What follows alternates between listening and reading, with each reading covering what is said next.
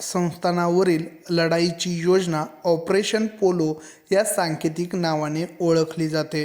TET 2018 साली हा प्रश्न पडला होता.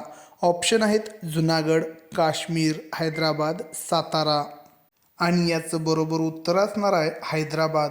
हैदराबाद संस्थानावरील लढाईची योजना ऑपरेशन पोलो या सांकेतिक नावाने ओळखली जाते. स्पष्टीकरण बघायचं तर ऑपरेशन पोलो हे भारत स्वतंत्र झाल्यानंतर हैदराबादचा निजाम उस्मान अली खान याने भारतात विलीन होण्यास नकार दिला होता.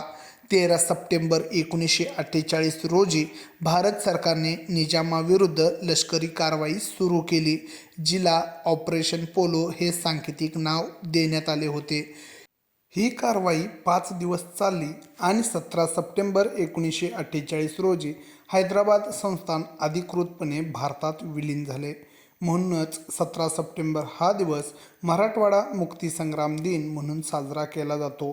इतर संस्थानांबद्दल बघायचं तर जुनागड येथे लोकमत घेऊन हे संस्थान भारतात विलीन करण्यात आले. काश्मीर येथील राजा हरिसिंग यांनी विलिनीकरण करारावर स्वाक्षरी करून काश्मीर भारतात विलीन केले. तर सातारा हे 1848 मध्ये लॉर्ड डलहौसीने दत्तक विधान नामंजूर करून खालसा केले होते.